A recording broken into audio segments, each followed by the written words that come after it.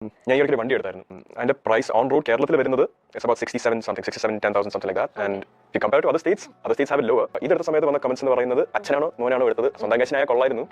ഇപ്പോഴേ ക്ലാരിഫിക്കേഷൻ തരാം, ഞാൻ ലോൺ എടുത്താണ് വണ്ടി എടുത്തത്. അതിന് ഞാൻ പണി ചെയ്ത് എന്റെ കാശ് കൊണ്ട് അടയ്ക്കാൻ.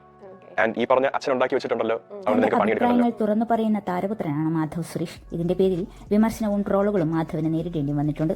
സുരേഷ് ഗോപി എന്ന താരത്തിന്റെ മകനായതിന്റെ പ്രിവിലേജ് മാധവനുണ്ടെന്ന അഭിപ്രായങ്ങൾ വരാറുണ്ട്. ഇപ്പോഴാ ഇതേക്കുറിച്ച് പ്രതികരിച്ചെത്തിയിരിക്കുകയാണ് മാധവ് സുരേഷ്.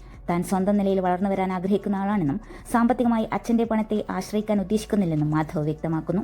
ഈ അടുത്ത് ഞാനൊരു വണ്ടി എടുത്തിരുന്നു. അച്ഛനാണോ മോനാണോ എടുത്തത്, സ്വന്തം കാശിനായാൽ കൊള്ളാമായിരുന്നു എന്നാണ് അന്ന് വന്ന കമന്റ്. ഇപ്പോഴേ ക്ലാരിഫിക്കേഷൻ തരാം. ലോൺ എടുത്താണ് ഞാൻ വണ്ടി എടുത്തത്. ഞാൻ പണിയെടുത്ത് അടക്കണം. അച്ഛനുണ്ടാക്കി വെച്ചിട്ടുണ്ടല്ലോ, അതുകൊണ്ട് നിനക്ക് പണിയെടുക്കണ്ടല്ലോ എന്ന് പറയുന്നവർക്കുള്ള മറുപടിയും മാധവ് സുരേഷ് നൽകുന്നു. എന്റെ അച്ഛനുണ്ടാക്കി വെച്ചത് അച്ഛന്റെ റിട്ടയർമെന്റ് ലൈഫിനാണ്, അല്ലെങ്കിൽ കല്യാണം നടത്താനാണ്. അത് അവർ സെക്യൂർ ചെയ്ത് വെച്ചിട്ടുണ്ട്. സാമ്പത്തികമായി ഞാൻ പരാജയപ്പെട്ടാൽ എനിക്കൊരു സഹായമായി അത് കാണും. അത് എല്ലാവർക്കുമുള്ള പ്രിവിലേജ് അല്ലെന്ന് മനസ്സിലാക്കുന്നു. പക്ഷേ അതിന്റെ പേരിൽ പണിയെടുക്കാതിരിക്കാൻ പറ്റില്ല. ഞാൻ എന്നെ ബിൽഡ് ചെയ്യണമെന്ന് മാധവ് സുരേഷ് വ്യക്തമാക്കി. എനിക്ക് വരുന്ന ഹേറ്റ് കമന്റുകളെക്കുറിച്ചും ട്രോളുകളെക്കുറിച്ചും മാധവ് സുരേഷ് സംസാരിക്കുന്നുണ്ട്. ട്രോളുകളെ താൻ കാര്യമാക്കുന്നില്ലെന്ന് പറഞ്ഞ മാധവ് താൻ സ്വന്തം ജീവിതത്തിലേക്കാണ് ശ്രദ്ധ നൽകുന്നതെന്നും വ്യക്തമാക്കുന്നു.